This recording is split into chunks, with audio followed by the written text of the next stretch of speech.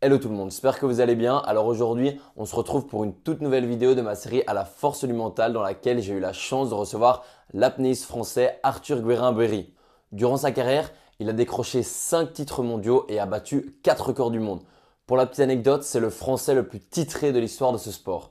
Donc dans cette interview, vous allez en apprendre un peu plus sur l'apnée, sur lui, sur son parcours, sur comment il a fait pour atteindre le plus haut niveau dans le monde de l'apnée. J'espère que cette interview pourra vous donner l'envie de vous aussi réaliser vos rêves comme lui a pu le faire. Et moi, j'ai plus qu'à vous laisser découvrir tout ça.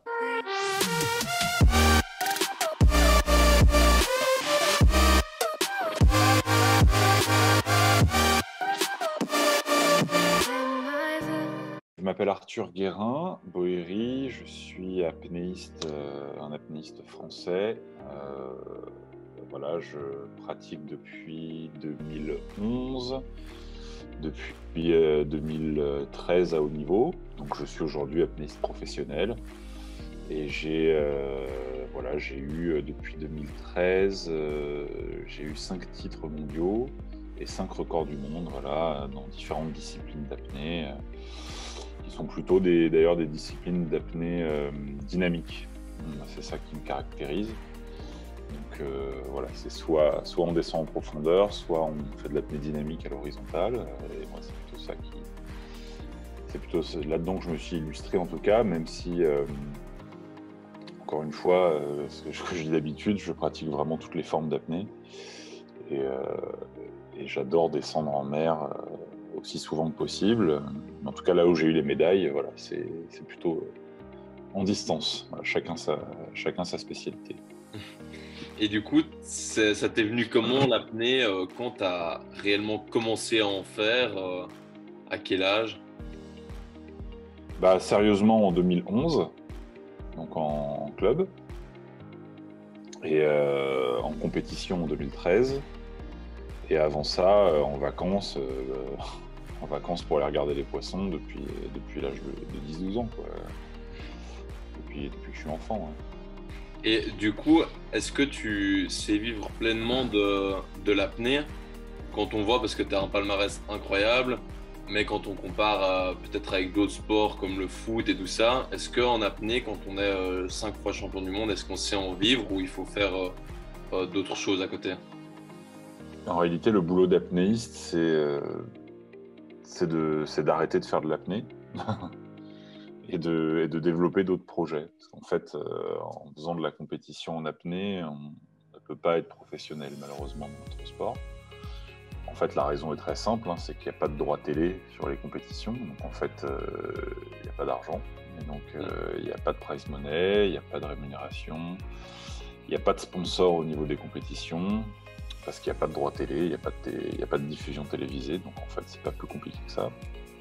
Et à partir de là, il faut trouver d'autres solutions en fait pour se professionnaliser dans ce sport, qui existent, hein, mais qui demandent beaucoup d'investissement et beaucoup de polyvalence. C'est-à-dire que il faut à la fois être capable d'exprimer ses idées, être aussi innovant aussi dans ce qu'on exprime, parce que la protection de l'environnement, la zen attitude, le vide de l'esprit, le bien-être, etc., ça a aussi ses limites, donc il faut aussi se renouveler, trouver des nouveaux topics. Il faut être aussi un très bon communicant, il faut comprendre aussi les codes de la communication d'entreprise, les codes de la presse aussi, comment ça fonctionne, la presse, les médias.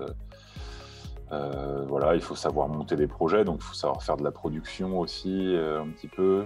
Enfin, voilà, je m'estime pas avoir forcément toutes ces qualités, mais en tout cas, j'essaye de les avoir, et c'est je pense, quelque chose d'indispensable si aujourd'hui on veut être apnéiste professionnel, parce que c'est surtout ces tableaux-là qu'il faut jouer, et qu'il faut être talentueux si on veut essayer d'y arriver, parce que simplement faire de l'apnée, ça sert à rien. Ouais. C'est pas du tout là que...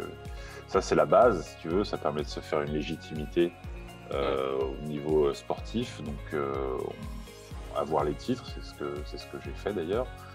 Donc il faut savoir faire de l'apnée, ça c'est certain, mais il faut ensuite se servir de ça pour construire là-dessus, capitaliser là-dessus et développer plein d'autres choses qui permettent en fait de devenir réellement apnéiste professionnel, quoi. Mhm. Et tu dirais que dans l'apnée, c'est quoi que t'aimes le plus? Ce que j'aime le plus dans l'apnée, je dirais, c'est la fusion en fait avec l'élément, quoi. C'est la pesanteur, le silence, voilà, la capacité qu'on peut avoir à terme quand on est un peu entraîné de dompter et d'explorer en fait l'environnement sous-marin, qui n'est pas forcément un endroit où on est censé être. Et la partie la plus dure, justement, dans l'apnée, tu dirais que c'est quoi? La partie la plus dure, outre la professionnalisation, je dirais que c'est en parlant de l'apnée en elle-même, hein, de la pratique, du sport, je dirais que c'est sûrement l'apnée dynamique. Voilà, par rapport à ce que je disais tout à l'heure. La profondeur, en réalité, c'est quelque chose de moins difficile, je trouve, moi personnellement. En tout cas, mentalement, ce qu'il y a de plus dur, c'est vraiment l'apnée dynamique. Voilà, parce qu'en fait, c'est là où on a le plus envie de respirer. Mhm.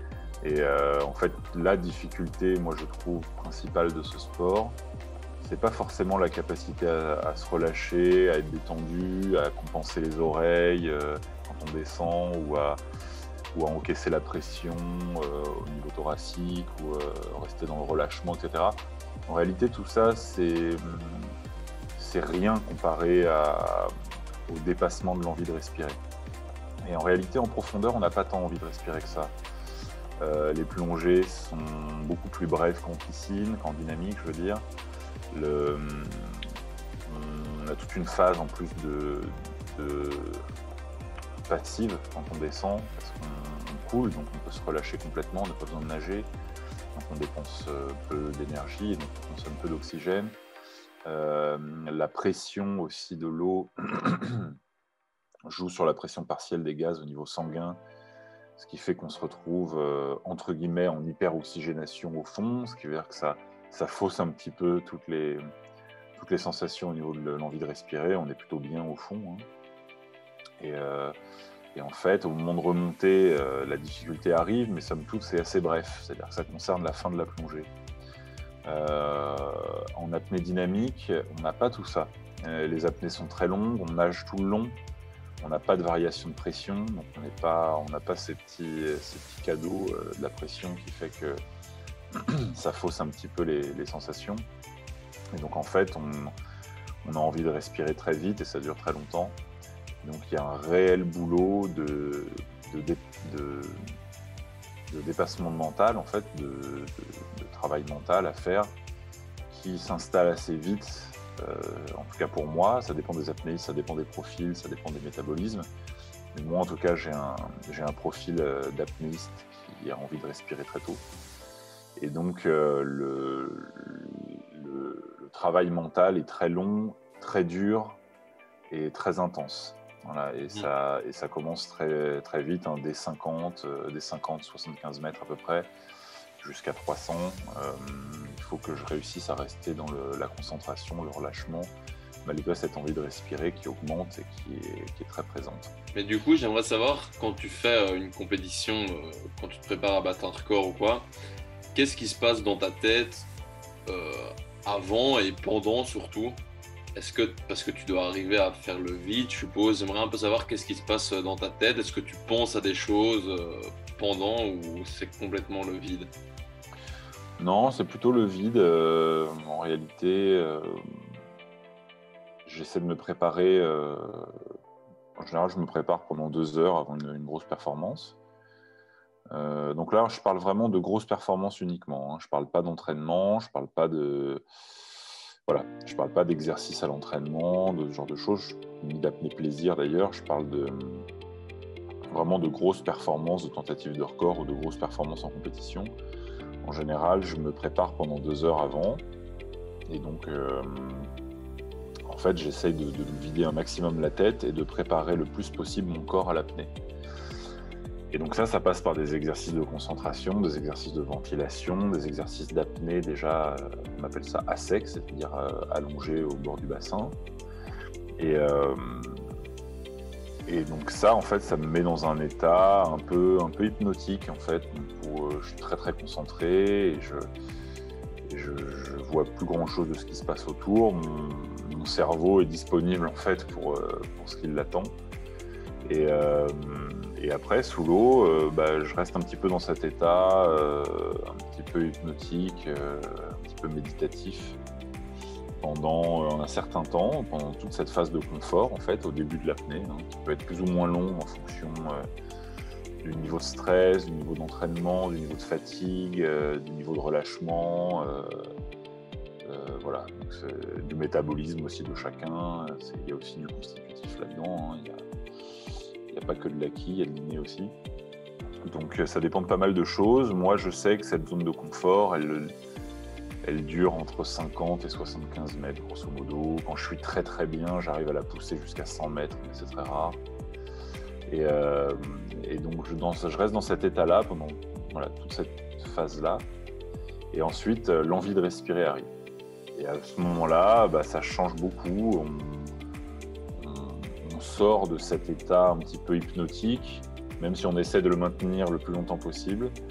Et justement, le boulot, c'est d'essayer de rester dans le relâchement,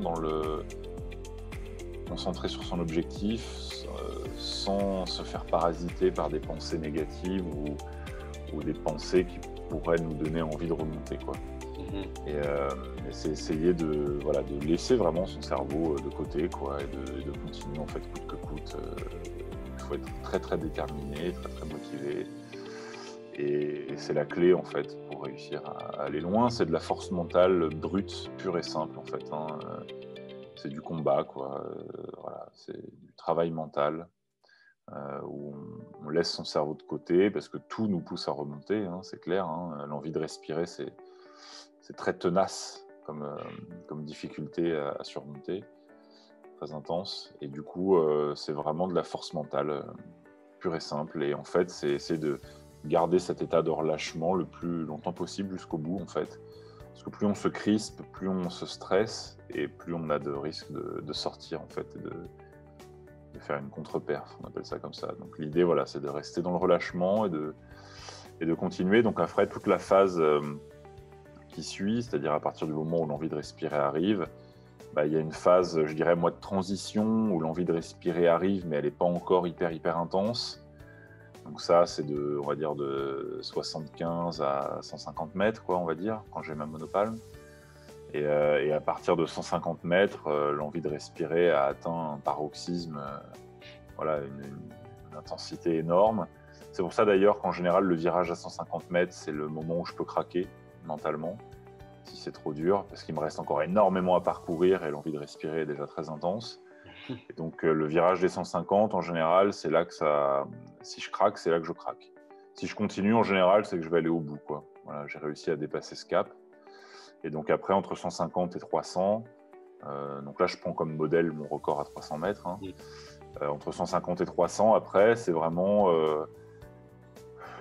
c'est une espèce de course de fond où on tient sur la durée, en fait, sur un truc très difficile, extrêmement difficile même, et où entre 150 et 225, on va dire que c'est vraiment dur, c'est là que c'est le plus dur, en fait. Et après 225, en réalité, si on a réussi à tenir jusque-là, en fait, on se rapproche de la fin.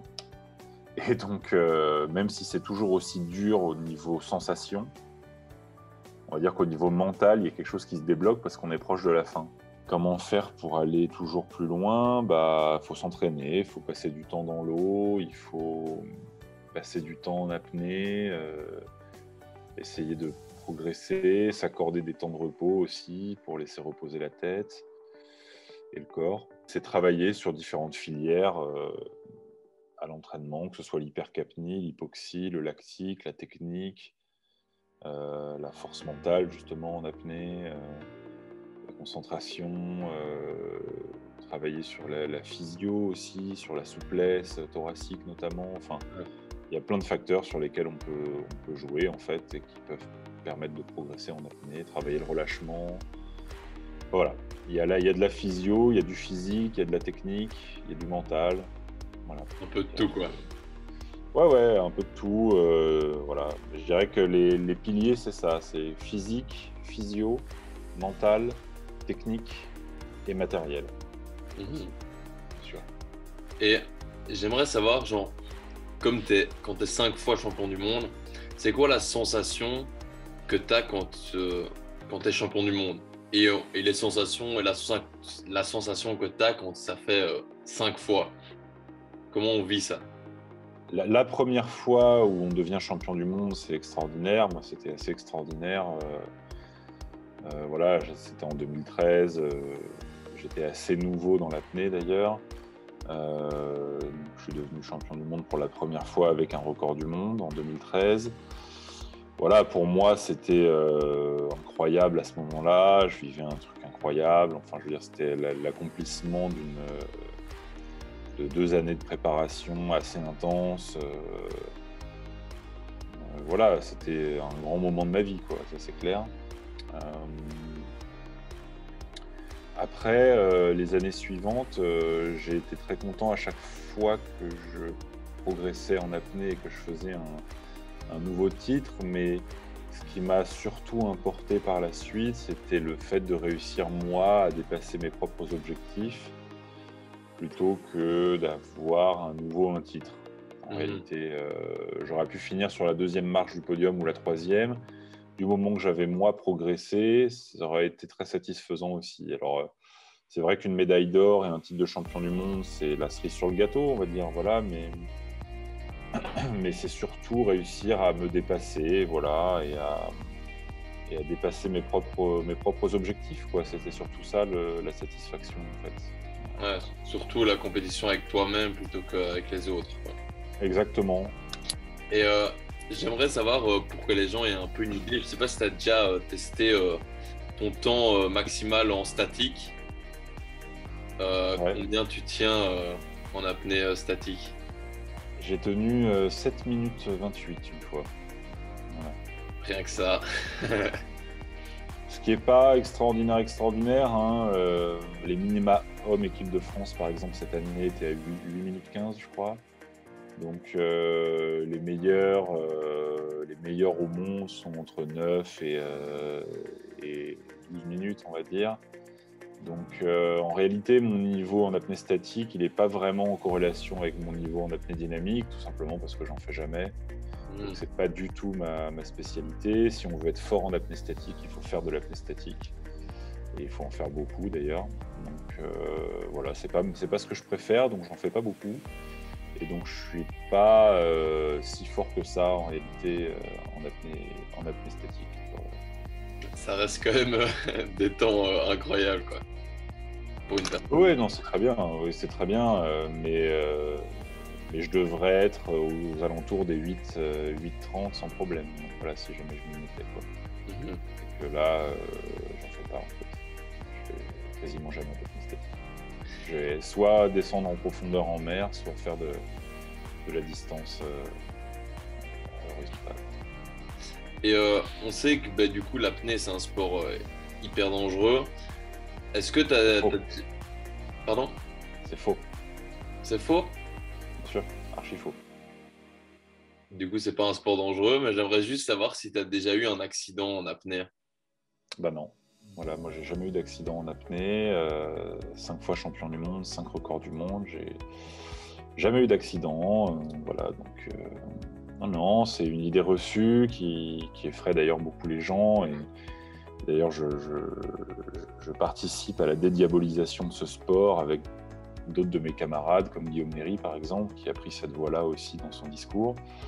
C'est d'essayer de faire comprendre aux gens que c'est un sport accessible à tous et que c'est un sport qui ne présente quasiment aucun risque si on respecte les quelques règles de sécurité de base. Voilà, il y a beaucoup moins de chances de se fouler une cheville en apnée qu'au football, par exemple. Et en réalité, il y a très peu d'accidents, en fait, si on pratique de manière encadrée. Ouais, C'est-à-dire, voilà. Après, il y a des chasseurs sous-marins qui partent chasser en mer, en apnée tous les jours et qui disparaissent, hein. Mais ils sont seuls, ils n'ont pas de binôme de sécurité. Donc en fait, ils ne respectent pas la règle de sécurité numéro 1 de l'apnée, qui est de ne jamais plonger seul, par exemple. C'est une de ces règles. Voilà. Il y a quelques règles comme ça qu'il faut respecter. À partir du moment où on les respecte et où on fait attention à ça, en fait, on élimine 99% des risques voilà, qui peuvent être liés à la pratique de l'apnée. Donc la règle numéro 1, ne jamais pratiquer seul. Toujours être accompagné par quelqu'un qui est formé pour encadrer l'apnée. Et à partir de là, déjà, on élimine beaucoup de risques. Donc, toujours avec un binôme de sécurité, même si c'est dans sa baignoire, même si c'est dans sa piscine en vacances, toujours avec un binôme de sécurité, parce que effectivement, sinon, il peut y avoir une perte de connaissance et il peut y avoir noyade. Mais ça, voilà, c'est évidemment une chose à laquelle il faut faire attention. Et qui est totalement, c'est un risque qui est totalement éliminé si on pratique avec quelqu'un qui est formé pour surveiller, pour encadrer l'apnée. Voilà. Et quand bien même, voilà, moi par exemple, en 10 ans de pratique, 5 titres de champion du monde, 5 records du monde, encore une fois, j'ai jamais eu de perte de connaissance. Donc il faut aussi savoir pratiquer de manière raisonnée, connaître ses limites, comment dirais-je, mettre en place les bonnes stratégies pour ne pas arriver justement à ces limites et pour réussir à progresser sans dépasser ses limites et sans aller à l'accident. Après, voilà, un accident peut arriver très vite, même à quelqu'un qui fait ça pour le plaisir, et même d'ailleurs, la syncope peut arriver d'ailleurs de manière assez sournoise, sans que même on ait eu envie de respirer avant, notamment si on a hyperventilé par exemple. C'est pour ça que règle numéro 2, ne jamais hyperventiler avant de partir en apnée. Mais bref, je le dis comme ça, voilà, toujours être surveillé par quelqu'un, même si on part pour des temps relativement courts, ne jamais hyperventiler avant de partir, bien sûr, pour que l'envie de respirer arrive vite et sonne les alertes nécessaires avant qu'on arrive dans la zone rouge. Donc voilà, tout ça, c'est des règles en fait qu'on apprend quand on commence à faire de l'apnée. Et c'est pour ça que si on veut faire de l'apnée sérieusement, il faut se faire encadrer, s'inscrire dans un club, hein, il y a des clubs partout. Et voilà, donc non, c'est pas un sport particulièrement dangereux. Mais c'est bien de le dire parce que ouais, on a cette idée que c'est dangereux, mais c'est bien de t'entendre dire ça d'un professionnel que justement non, à condition de bien respecter les règles de base, quoi. Et j'aimerais savoir, je trouve que dans notre société, il y a énormément de gens qui justement n'osent pas réaliser leurs rêves et leurs objectifs parce qu'ils ont un peu cette peur de l'échec, peur du regard des autres, etc. Plein de peurs. Et du coup, ils préfèrent se diriger vers la sécurité. J'aimerais savoir qu'est-ce que tu dirais justement à ces personnes pour qu'elles osent se lancer. Bah déjà que je comprends, parce qu'on vit dans une société où c'est pas facile tous les jours d'exprimer clairement ses envies et ce qu'on souhaite faire, quoi, ou ce qu'on souhaite être. Moi-même, hein, j'ai encore des objectifs de vie qui sont longs à mettre en place et que je mets en place, mais voilà, où j'ai des doutes, où j'ai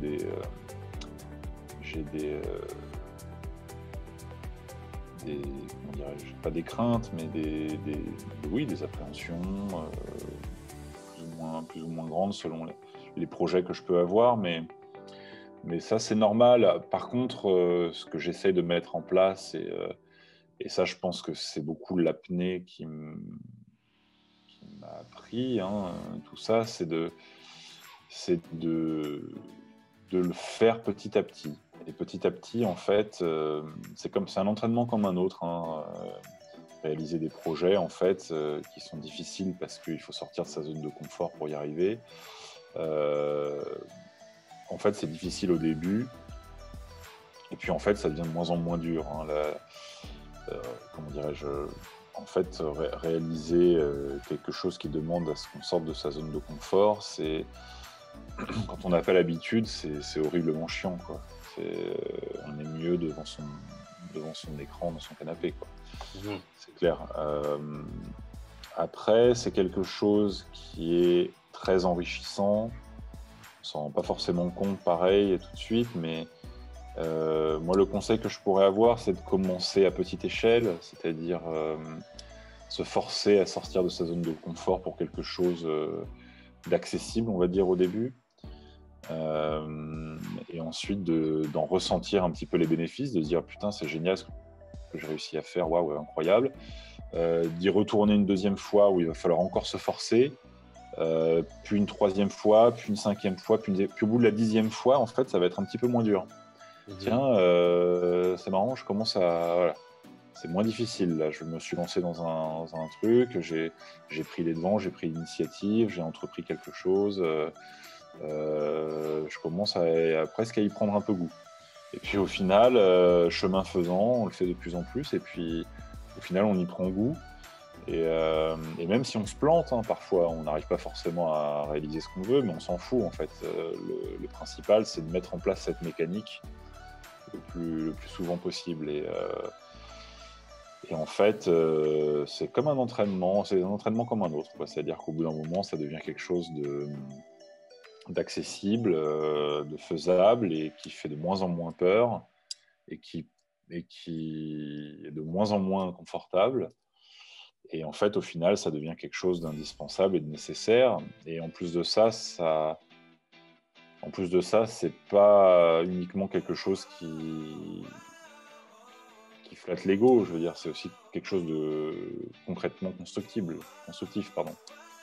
C'est-à-dire qu'il y a, en toute objectivité, c'est constructif d'entreprendre quelque chose parce que ça amène de l'expérience. On gagne en expérience, on gagne en confiance, etc. Et donc, même si on n'atteint pas son objectif, encore une fois, le bénéfice du chemin qu'on aura entrepris pour atteindre cet objectif, c'est surtout ça qui est important, quoi. Et justement, avec toute l'expérience que tu as pu prendre et emmagasiner jusqu'à maintenant, qu'est-ce que tu as appris sur toi ou sur la vie et que tu aimerais transmettre aux gens? Moi, j'ai compris que j'avais besoin de vivre une vie justement, entre guillemets, épique, même si j'ai pas cette prétention-là, mais c'est le meilleur moyen que j'ai trouvé pour l'expliquer. Voilà, moi j'ai compris que j'avais besoin de vivre une vie et de faire quelque chose qui compte, pas que pour moi d'ailleurs, hein, pour les autres et pour moi, et que je préférais cette vie-là, même si elle n'était pas facile, versus une vie qui pourrait être beaucoup plus simple, où je serais dans un cadre sécurisé. Voilà. Et je pense que l'entrepreneuriat, en fait, c'est ça, quoi. C'est réussir à avoir des initiatives, entreprendre. Même si on se plante, en réalité, on fait des choses dont on se souviendra, quoi. Et je pense que c'est ça, en fait. Moi, j'ai choisi d'avoir cette vie-là, plutôt. C'est-à-dire prendre des risques, avoir une vie qui n'est pas facile tous les jours. Hein. J'ai aucune sécurité, enfin, je veux dire, comme plein d'athlètes, hein, d'ailleurs. Hein. C'est voilà, monter des projets, faire rêver les gens, communiquer, faire passer des valeurs, faire passer des messages. C'est de l'entrepreneuriat, en fait, au quotidien. Hein. Et voilà, oui, donc je suis pas ingénieur, j'ai pas de salaire fixe, hein, c'est clair, mais j'ai une vie autrement plus riche, je pense, que si jamais j'avais choisi une carrière, tu vois, classique, entre guillemets. Voilà. Après, je respecte, hein, bien sûr, les gens qui choisissent de faire ça, et franchement, c'est vraiment un choix très personnel, quoi, et j'ai absolument pas de jugement de valeur à porter sur qui que ce soit. Enfin, je veux dire, les gens font ce qu'ils veulent, quoi. Mais moi, je sentis déjà depuis tout petit que j'avais besoin de vivre en fait une vie passionnée, voilà, c'est-à-dire développer des projets passion en fait qui priment sur le confort, voilà, on va dire.